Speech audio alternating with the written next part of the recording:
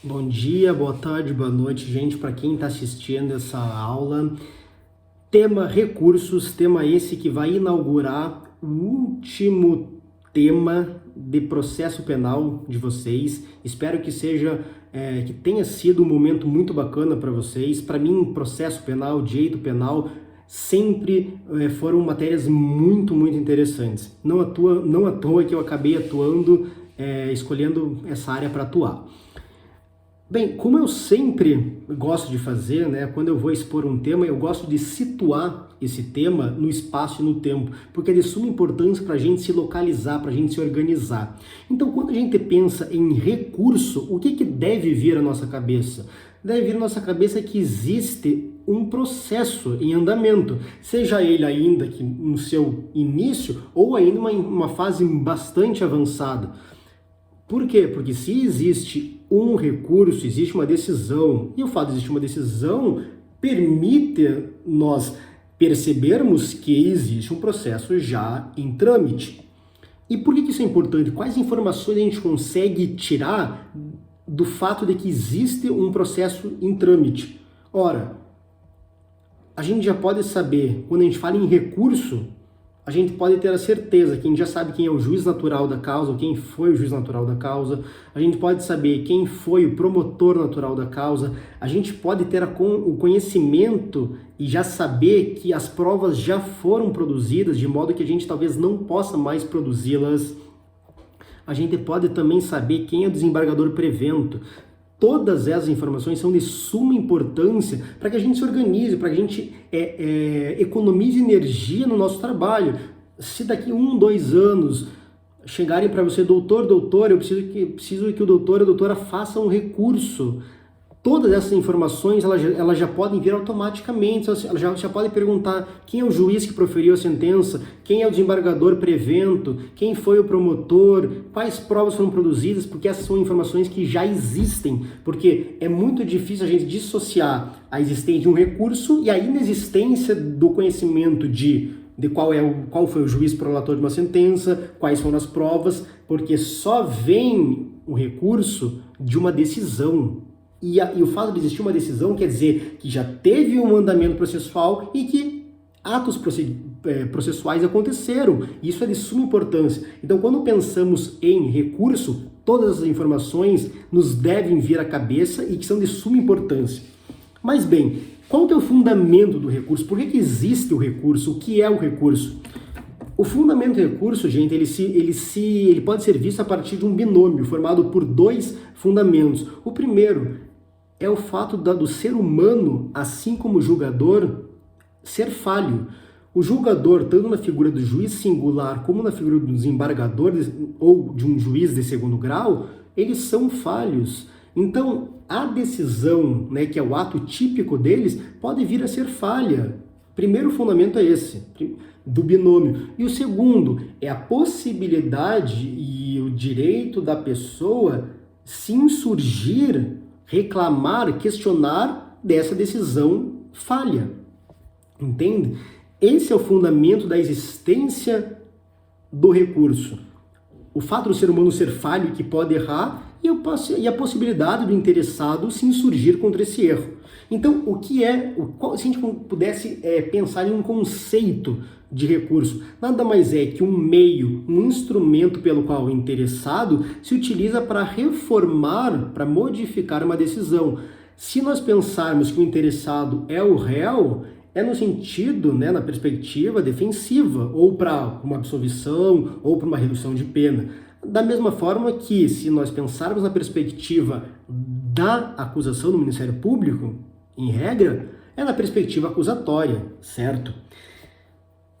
Pois bem, em vista da relevância do tema recurso, vocês podem me perguntar, Thiago, mas esse duplo grau de jurisdição, que é a possibilidade de reclamar de uma decisão, de modo que outra pessoa, outro julgador venha decidir, esse duplo grau de jurisdição está previsto na Constituição da República de 1988?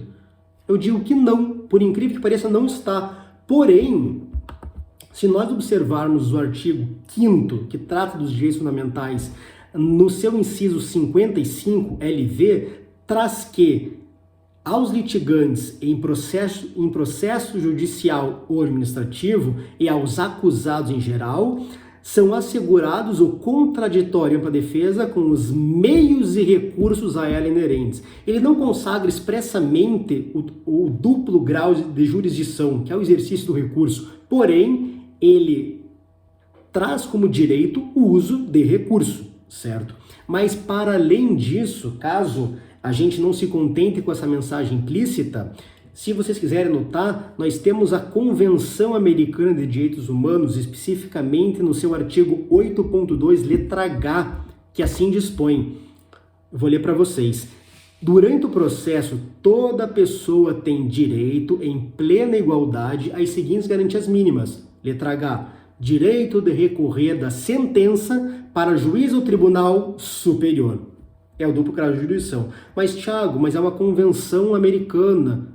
Ela foi recepcionada pelo ordenamento jurídico brasileiro, de modo que sim, ela pode ser considerado, esse duplo grau de jurisdição pode ser sim considerado um direito fundamental. Alguns doutrinadores entendem, né, teve inclusive o julgado, se vocês quiserem anotar, é o habeas corpus 87.585 de Tocantins, STF, que entendeu a convenção, né, as normas previstas na convenção, como essa que prevê o duplo grau de jurisdição expressamente, como uma norma supralegal, ou seja, acima das leis e abaixo da Constituição. Pois bem, existem várias classificações de recursos, certo? Mas eu separei uma em especial que ela é bem interessante, ela é importante, e ela trata justamente sobre essa previsão expressa, ela versa sobre a inexistência de previsão expressa na Constituição. E vejamos, gente, é a classificação que separa em recurso ordinário e recurso extraordinário. O recurso ordinário é aquele que reexamina o caso, reexamina o objeto do teu recurso. É o típico caso, por exemplo, da apelação. A pessoa foi condenada e não concorda com aquela decisão e ela recorre através da apelação. O desembargador no tribunal, ele vai analisar o caso, vai analisar os fatos, vai analisar o objeto. Esses são os recursos ordinários. E o outro recurso é o extraordinário, por exemplo, recurso especial, julgado no STJ, e o recurso extraordinário, julgado no STF. Esses recursos, eles visam analisar a aplicação da norma, eles não analisam fatos. Por que essa classificação é importante? Eu acabei de falar que não tem no corpo da Constituição a previsão expressa do acesso ao duplo grau de jurisdição. E por que isso é importante? Existe aquilo que a gente chama de prerrogativa de foro. Pensemos aqui, um deputado, ele vai ser, em caso de crime, ele vai ser julgado primeiramente no tribunal. Como se dá esse duplo grau de jurisdição, sendo que o STJ, ele acaba julgando apenas a aplicação da norma? O Aurélio Lopes Júnior, ele fala o seguinte: como a competência originária de tribunais superiores está prevista na Constituição, a impossibilidade de duplo grau de jurisdição no caso de competência originária já nos tribunais superiores não é uma inconstitucionalidade, não é uma causa de nulidade, é simplesmente uma opção do Constituinte, porque a previsão de que um deputado, por exemplo, seja julgado direto no Tribunal de Justiça é a Constituição que prevê. Logo, ainda que existisse expressamente o duplo grau de jurisdição também na Constituição, a própria Constituição delimita uma regra específica, de modo que, nesse caso, não teria o duplo grau de jurisdição, estaria mitigado, certo? Além disso, gente, vamos para frente. Existem alguns pontos inerentes a todos os recursos. Primeiro deles, os recursos são voluntários. O que eu quero dizer com isso? Quero dizer que os interessados não são obrigados a recorrer, não são obrigados. Leiamos o artigo 574, os recursos são voluntários, excetuando, né, os seguintes casos que deverão ser interpostos de ofício pelo juiz, que traz nos incisos 1º e 2º do 564 as exceções, certo? Então a regra é que o recurso, a partir do momento que nós temos uma decisão, o inconformismo ele pode ser refletido no recurso se o interessado quiser. Ainda que ele se revolte, ele pode simplesmente não recorrer. Ele não é obrigado. O recurso é voluntário, salvo os casos expressos no artigo 574 do CPP, incisos 1 e 2. Outro ponto importante, palavra difícil, a unirrecorribilidade, que nós podemos visualizá-la no artigo 593, parágrafo 4º, que traz o seguinte: quando cabível apelação, não poderá ser usado o recurso em sentido estrito, ainda que somente de parte da decisão que se recorra. Vamos tentar traduzir isso em termos mais fáceis. Por que uma decisão por que tem essa característica unirrecorribilidade? Quer dizer que, ainda que uma decisão ele possa ser atacada por dois recursos diferentes, por exemplo, nós temos uma decisão que condenou o réu a 2 anos e negou a suspensão da pena, suspensão condicional da pena. No caso de se insurgir contra a decisão condenatória de 2 anos, cabe apelação. No caso de se insurgir contra o indeferimento da suspensão condicional da pena, cabe recurso em sentido estrito. Porém, o que essa regra quer dizer? O que essa unirrecorribilidade quer dizer? Que de uma decisão só cabe um recurso. De uma decisão não pode ter 2 recursos. Sempre não. Existe uma regra. Uma decisão, ela pode acabar violando um dispositivo de uma norma legal, de forma que cabe recurso especial. E essa mesma decisão, ela pode violar a Constituição, cabendo recurso extraordinário. Então, em regra, uma decisão, ela comporta apenas um recurso. Nesse caso, de que seria passível de apelação em recurso em sentido estrito, a pessoa deve fazer apelação e contemplar o pedido do recurso em sentido estrito na própria apelação. É sempre uma decisão, um recurso, salvo em casos de recurso especial e recurso extraordinário, quando a mesma decisão acabar violando lei federal e a mesma decisão acabar violando a Constituição. Nesse caso, cabe, a partir de uma mesma decisão, 2 recursos, seja recurso especial e recurso extraordinário. E o último ponto geral sobre recurso é a disponibilidade do recurso. Veja, gente, eu acabei de tratar da voluntariedade. Eu falei que o recurso, ele é voluntário. A pessoa não precisa, o interessado não precisa necessariamente recorrer. Ele pode simplesmente, não gostei da decisão, mas não estou afim de recorrer. Estou de boa. Pronto, acabou. Só que o que esse tópico, esse ponto, essa característica da indisponibilidade quer dizer? Gente, vamos primeiro separar em ação penal privada e ação penal pública. Em caso de ação penal privada, em que o titular da ação é o querelante, é o particular, ele pode dispor? Pode. Ele pode, inclusive, interpor, a gente vai ver isso depois, ele pode interpor o recurso, que é o primeiro momento, né? Ele interpõe, ele diz que quer recorrer e depois desiste, não tem problema nenhum. É uma ação privada, não tem problema nenhum. Diferente no caso de uma ação penal pública. Por quê? Porque o titular da ação é o Ministério Público e, como nós sabemos, o Ministério Público não pode dispor da ação penal. E se ele dispuser da ação penal, se ele não pode dispor da ação penal, naturalmente ele não pode dispor também do recurso. Mas, Thiago, você acabou de falar que é voluntário. Aqui que é o pulo do gato. O Ministério Público, ele não está obrigado a recorrer. Ele pode simplesmente, tudo bem, o juiz absolveu, mas tranquilo, não quero recorrer. Tudo bem. Agora, se o Ministério Público interpõe o recurso, se o Ministério Público diz, eu quero recorrer, ele não pode depois voltar atrás. Ele pode não interpor, ele pode não recorrer, mas a partir do momento que ele fala, eu quero recorrer, que ele interpõe, ele vai ter que apresentar o recurso, porque ele não pode daí dispor do recurso. Entenderam? Ficou claro? Seguimos. E por parte do réu, ele pode dispor da ação do recurso? Ah, no réu não quero. Aí é um ponto importante, gente. Veja, nós temos duas perspectivas. Nós temos as perspectivas do defensor do réu e do réu.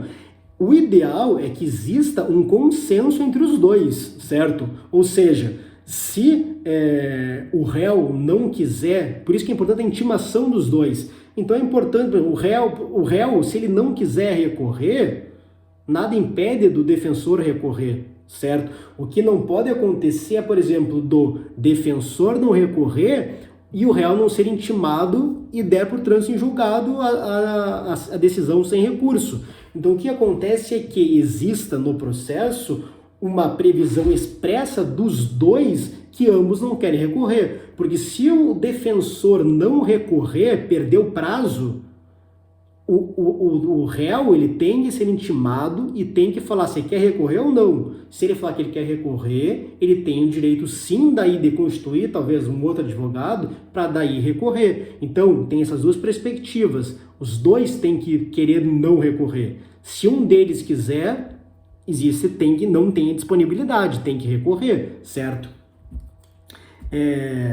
O fundamento legal é na ampla defesa, né? O réu, ele precisa ser intimado, né? Ele não pode, dentro da perspectiva da ampla defesa, ele precisa ser intimado para que, mesmo que o seu advogado não recorra, ele pode ter o seu direito de falar assim, não, mas eu quero recorrer, eu quero ter um advogado que recorra por mim, né? Ainda que o advogado, por questões técnicas ou por, enfim, qualquer razão, opte por não recorrer. Agora, lógico, se o réu não quiser recorrer, o que acontece? Pode dispor sem problema. O único que não pode, novamente, vamos lá, é o Ministério Público, caso interponha recurso, certo? Agora, gente, vamos lá. Já estamos adiantando na hora, mas vamos... que falta mais alguns pontos importantes, que são os requisitos do recurso. O interessado, seja o Ministério Público, seja o réu, seja o defensor do réu, precisa preencher os requisitos para que aquele recurso seja admitido, conhecido e futuramente provido, certo? Eu posso destacar aqui para a gente 6 requisitos. O primeiro dele, qual que é? É o cabimento. O que eu quero dizer com isso? O cabimento. Que só vai ser cabível um recurso quando nós existir duas coisas. Primeiro, existir uma decisão. Não tem como recorrer se não existir decisão. E a outra coisa que é muito importante, precisa ter uma decisão que não tenha transitado em julgado, ou seja, precisa de uma decisão passível de recurso. E desse ponto, ele está vinculado estritamente a outro requisito, que é a questão da tempestividade. Todo recurso, a professora Michele, quando trouxer aqui os recursos, ela vai tratar disso, todos os recursos têm prazo.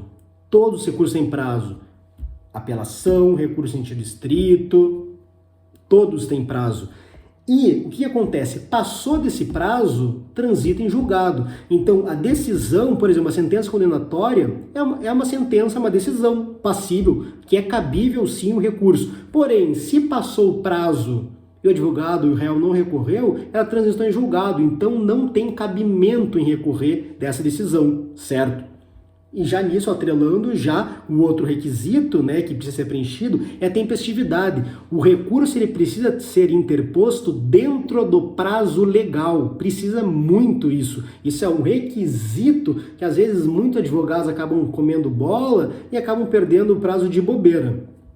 Aqui, para quem quiser anotar, na contagem do prazo, a sistemática do prazo, está a partir do artigo 798 do CPP. 798 do CPP, que traz o regramento do prazo. De forma bem breve, né, a contagem do prazo data da intimação, não da juntada no processo, da intimação da parte interessada. E agora um ponto muito importante, que isso principalmente acontecia na época dos processos físicos, mas que hoje também pode acontecer.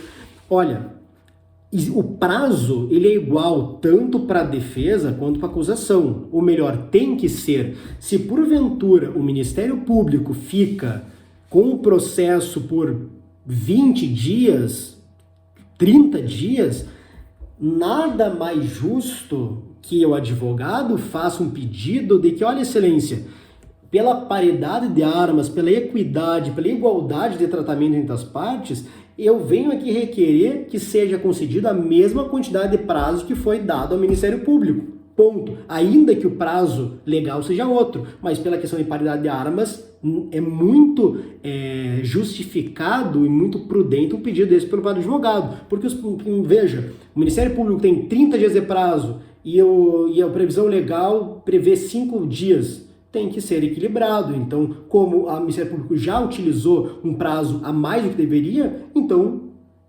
é devido, né, que o advogado de defesa tenha o mesmo prazo legal. Então, cabimento, tempestividade, o segundo requisito. Terceiro requisito, gente, adequação. Ou seja, para cada decisão há um recurso específico. Ou seja, lembra que eu falei que uma das características é a unirrecorribilidade? Uma decisão, um recurso. E esse recurso ele não é qualquer. A lei estabelece as hipóteses. Olha, para essa situação, para essa decisão aqui, cabe esse recurso. Então é a adequação. O recurso tem que ser adequado ao caso concreto. Ah, Thiago, mas e se eu protocolar um recurso errado? Vamos nos atentar ao artigo 579 do Código de Processo Penal, que ele trata sobre o tema fungibilidade, que é simplesmente a possibilidade do juiz aceitar o recurso errado. Ou seja, o conteúdo do recurso está perfeito, mas o nome, né, a formalidade até está errada, né? Não pode.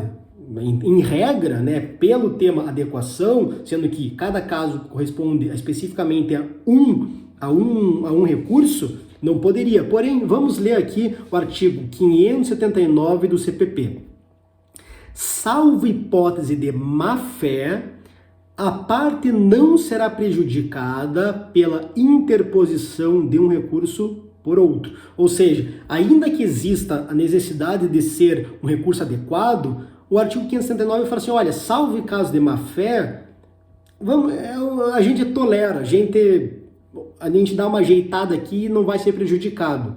E o parágrafo único desse mesmo artigo 569 traz o seguinte, se o juiz desde logo reconhecer a impropriedade do recurso interposto pela parte, mandará processá-lo de acordo com o rito do recurso cabível, ou seja, é a fungibilidade do recurso, a possibilidade dele ser entendido com, ainda que esteja com a roupagem diferente, que ele seja entendido pelo certo.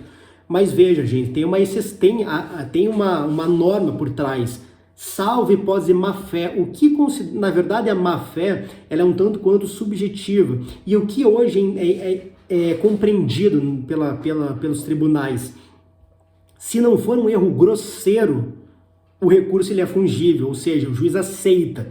Mas a regra, gente, que cai entre nós é a determinação, né, da adequação de uma decisão e do seu recurso respectivo, ela é muito distinta. É muito complicado, às vezes, a gente confundir um recurso entre outro. Por exemplo, sei lá, uma apelação com recurso antidistrito, às vezes. Então, assim, ainda que seja subjetivo, a tendência é que o juiz tolere, sim, esse erro, mas se for muito grosseiro, esse erro daí pode ser não tolerado, certo? Próximo requisito, gente, legitimidade. Voltemos aqui à ação penal pública privada e ação penal privada e ação penal pública. O que quer dizer por legítimo? O que é legitimidade? O interessado, né, a pessoa que vai recorrer, ela tem que ser parte legítima. E quem que é parte legítima? Se o Ministério Público é a parte legítima lá no começo para ajuizar ação penal, naturalmente é a mesma parte legítima para recorrer. Da mesma forma que o réu foi objeto, né, foi um polo passivo da ação penal, ela é a parte legítima para recorrer, certo? Não pode um terceiro recorrer, salvo, a gente pode ver a questão, o termo assistente de acusação, que para não alongar a aula, a gente pode deixar daí para a live de quinta. E o último requisito, né, que a gente já viu, cabimento, adequação, tempestividade, legitimidade, os últimos dois, né, o último tem mais um que é particular da ação penal privada. Qual que é o último requisito? É o gravame, é o interesse, ou seja, não tem a possibilidade de recorrer se não tiver interesse. Assim, em termos simples, o réu foi absolvido, ele tem interesse em recorrer? Não tem interesse. Logo, não tem interesse, não preenche os requisitos. E o último requisito, assim, que é mais uma observação, que ele recai apenas na ação penal privada, que é o caso do preparo. Nesse caso, existe a necessidade de pagamento das custas decorrentes do processo, no caso da ação penal privada. Então, o preparo, né, que tem bastante isso no cível, ele também é um requisito. Então, vamos lá, gente. Cabimento, adequação, tempestividade, preparo, legitimidade, interesse são os requisitos para poder interpor um recurso. E por que isso é importante, gente? Porque esses requisitos, eles serão todos analisados pelo juiz, né, que a gente chama de juiz AQO, A-Q-U-O. Ele vai analisar a observância desses requisitos. E se ele não observar algum dos requisitos, o recurso ele não vai ser conhecido e não vai nem subir para o tribunal que iria analisar o mérito do recurso. Então veja, ainda que seja uma análise superficial, se, por exemplo, a gente interpõe uma apelação fora do prazo, ainda que seja cabível, ainda que seja adequada, ainda que seja parte legítima, ainda que tenha interesse de recorrer, não é tempestivo. Tinha 8 dias de prazo e passou.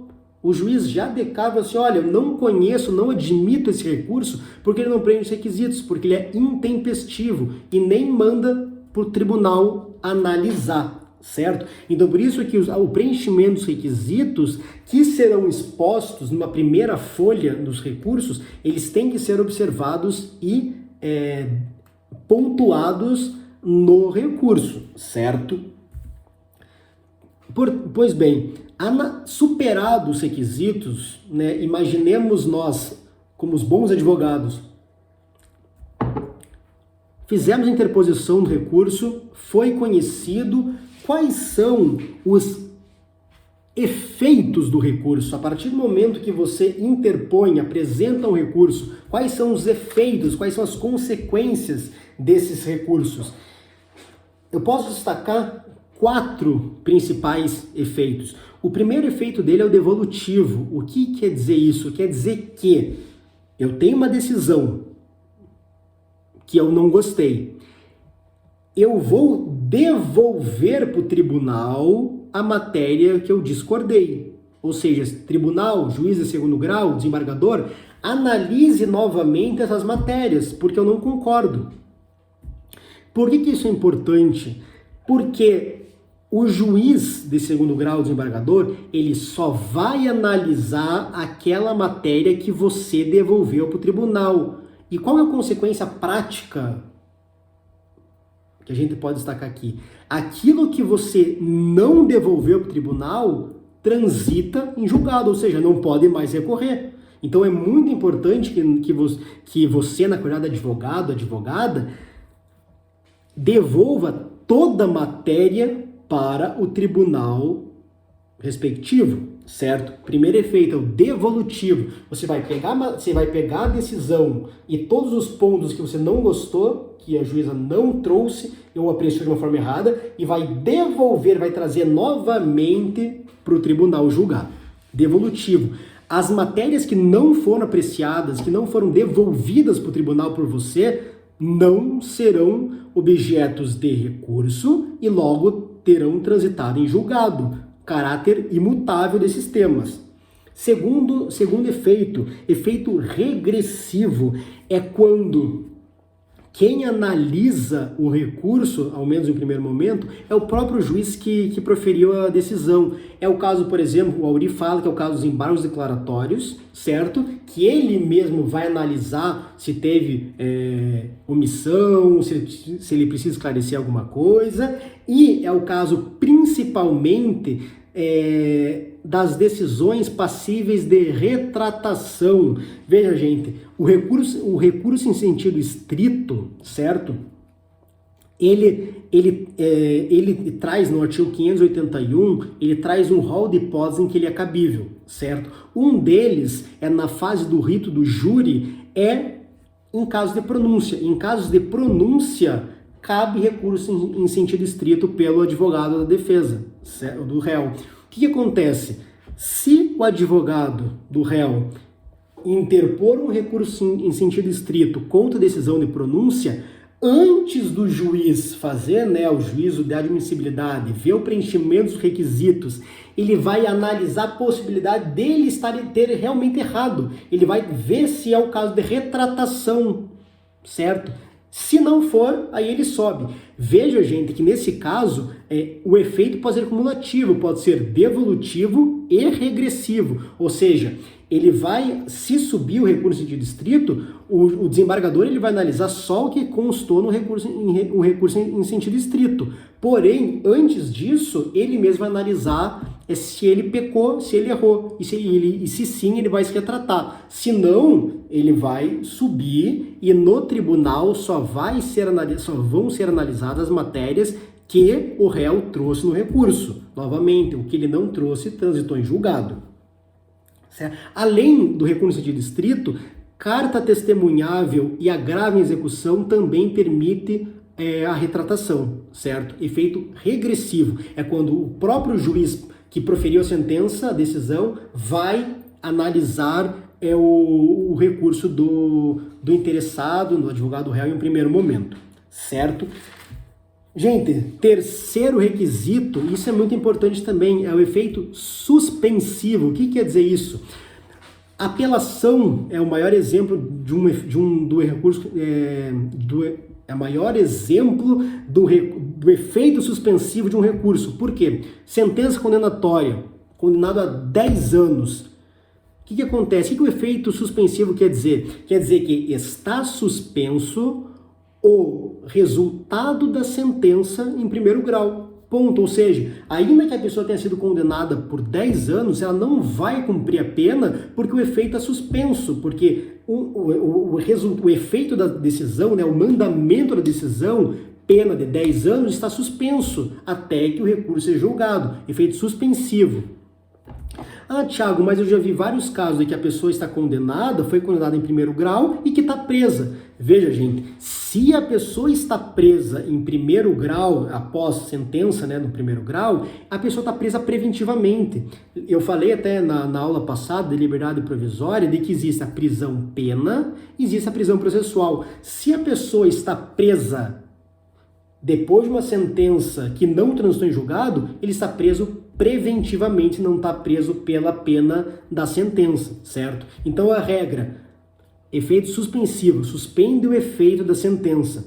Mas o que quer dizer? Ah, tá, em um caso de sentença absolutória, vai ser suspenso? Não. Se a pessoa estava presa preventivamente e veio uma sentença absolutória, não tem efeito suspensivo, certo? E daí é em favor do réu e toda a principiologia que orienta que, no caso da sentença absolutória, não suspende o efeito, não tem efeito suspensivo. Principalmente, se fala em efeito suspensivo, principalmente em sentença condenatória, né? Pois bem, gente, falamos então características gerais, requisitos, efeitos e agora, por fim, um tema mais prático para a gente finalizar a aula, né? Algumas regras de aplicação que os juízes devem observar, que possivelmente vocês já ouviram, é a reformatio impegius e a reformatio in melius, certo? Vamos falar em um bom português, reformatio impegius, reforma em prejuízo do réu, reformatio in melius, reforma em melius, em melhor do réu. Qual que é a regra que deve ser observada pelo juiz? Reforma da sentença em prejuízo do réu, reformatio impedius, é proibida. O que isso quer dizer? É bastante simples. Temos uma sentença condenatória, certo? Se, vamos supor que o Ministério Público recorreu, defesa recorreu e o juiz, né, de segundo grau, o desembargador, vai dar a sentença, o acórdão. Nesse caso, em que tanto o Ministério Público quanto réu recorreram, qual que é o limite do juiz? Ele pode acolher o pedido do Ministério Público e dar um acórdão mais gravoso ao réu, como pode acolher o pedido do réu e dar um tratamento mais leve para o réu, ou pode simplesmente manter a sentença de primeiro grau. A questão da reformatio impedius, da impossibilidade, da proibição da reforma em prejuízo do réu, é nos casos em que o Ministério Público não recorre. Ponto. O que quer dizer isso? Quer dizer que sentença condenatória transita em julgado, e que é muito normal em caso de sentença condenatória, o Ministério Público não recorre. Por quê? Porque o Ministério Público já conseguiu o que queria, condenação. O que quer dizer com isso? Quer dizer que só o réu vai recorrer. Nesse caso, o juiz ele não pode piorar a situação do réu, ele pode, no máximo, manter a sentença em primeiro grau. Então, ele ou mantém a sentença em primeiro grau, ou ele melhora a situação do réu por conta do recurso. Ou seja, não pode... A regra é a seguinte: se o Ministério Público não recorrer, simplesmente, e a parte ré, mediante seu advogado, recorrerem, não tem como piorar a situação, salvo se o Ministério Público recorrer. Então, só se o Ministério Público recorrer, ou se os dois recorrerem, daí naturalmente pode prejudicar a situação do réu. Mas se só o réu recorrer, não tem como prejudicar. Por exemplo, um exemplo clássico, que talvez seja mais palpável para a gente, é o caso da condenação do Lula. Salvo engano meu, ele recebeu uma pena em primeiro grau e em segundo grau a pena aumentou. Ué, mas como assim, Thiago? Como aumentou? Por que aumentou? Porque o Ministério Público também recorreu. Agora, se o Ministério Público não tivesse recorrido, não poderia ter agravado a pena. Poderia ser, no máximo, até o limite da sentença de primeiro grau. E o que quer dizer reformatio in melius? Aqui é importante, na verdade, a reformatio impedius, estava quase esquecendo, isso é um ponto importante. Essa reformatio impedius que eu passei agora para vocês é a reformatio impedius direta. Qual que é a indireta? Por exemplo, tem uma sentença condenatória. No recurso, o advogado da defesa sustenta: olha, essa prova é nula, não tem como. E daí pede que todo o procedimento seja iniciado novamente, que todo o processo seja reiniciado. O juiz, né, no acórdão, né, no tribunal, o juiz de segundo grau, o desembargador, acolhe a tese defensiva e fala: realmente, essa prova é nula, a sentença é nula, eu quero que o processo comece de novo. Beleza. O processo começa de novo, e quando esse processo começa de novo, a sentença condenatória não pode ser pior que a primeira sentença, ainda que tenha sido utilizada uma prova nula, entende? Então, teve um primeiro processo que acabou sendo nulo. Esse quantum de pena que a pessoa recebeu é o máximo que a pessoa pode receber, que é o que a gente chama de reformatio impedius indireta. É quando, por meio de um pedido da defesa no processo anterior, olha, isso aqui é nulo, tem que recomeçar tudo de novo. Daí recomeça, nesse novo processo não pode ter uma situação mais gravosa que o primeiro, certo? Anotem aí, gente, súmula 160 do STF, que trata sobre essa questão da reformatio impedius indireta, e especificamente, também se vocês quiserem anotar, no caso de preparo da ação penal privada, está no artigo 806 do CPP. E é importante também, para finalizar, sobre a indisponibilidade do recurso, súmula 705 e 708 do STF, que é muito importante, porque geralmente na nossa realidade forense, o que acontece é que às vezes o réu ele não é intimado, não é encontrado, e só o advogado ele é intimado e o advogado não recorre. Enquanto o réu não for intimado e não manifestar que realmente não quer recorrer mesmo, não pode dispor assim do recurso. Ele tem que ser intimado para daí poder entender que foi dispensado o recurso. Então, súmula 705, 708 do STF.